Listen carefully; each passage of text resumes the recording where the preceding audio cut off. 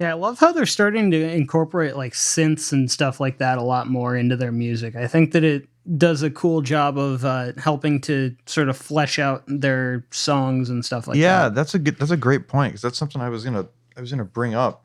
So this is gonna be their third studio album that's coming out in April.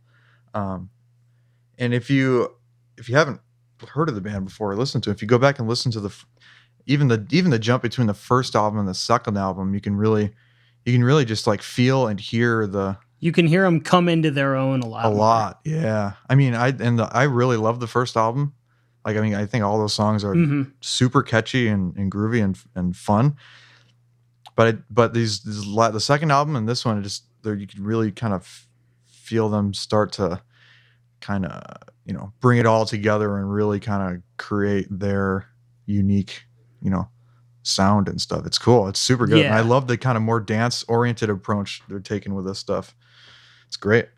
Yeah, it's interesting because like Royal Blood, the first record, they were definitely kind of doing the Queens of the Stone Age thing. Um, Yeah, yeah, yeah, yeah.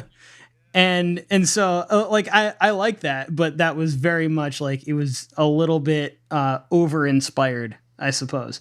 The songs are all solid, but yeah, especially just the jump from that to How Did We Get So Dark, which is the second one. They got a lot like heavier, and their songwriting got a bit more. It's started to sound a bit more unique, and I think, like I said, with the introduction of like the electronic and synth elements here, they're really starting to find a very unique sound that sounds like them. Oh, and I just want to point out quick because I couldn't find the name of the album earlier because I was looking at the album artwork and it isn't on there. But the Mhm. name of the upcoming album is Typhoons. Yeah. Typhoons. All So. right. But yeah, and it's kind of interesting too because like they were already doing the like power duo thing, right? Hmm. But in a difference to like, the Black Keys and a lot of other groups like that, it's a drummer and a bassist. They don't have a guitar player. So like all of that stuff, that's all like bass, and sometimes he'll like octave it to kind of make it sound like a guitar, but it sounds like super gritty Hmm. sounding. And I think that that's a really interesting thing that makes them stand out tonally as well, is the fact that it's guitar and bass are the main two instruments. Yeah, that's what initially drew me to these guys when I first found out about them back in high school. I was like, "How is that only two people? Like, that sounds like a full band. Like, I don't get it."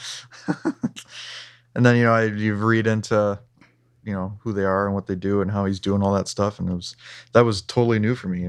Back then I wasn't you know as well, wasn't into really at all the whole music production stuff and all of that. So Hmm. that was totally new for me. So that kind of blew my mind back then. So that was cool. Yeah. And I think that that's part of just what contributes to making them sound like them. 100%. Yeah. And it's cool that they've stuck to it like that. Just the two of them doing that. All right. So my next tune is by a group called Flight Club.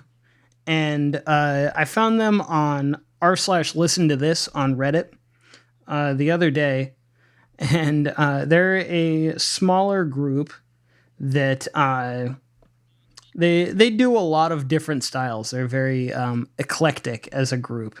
They have a new song that came out in February 28th, that's called Those American Eyes.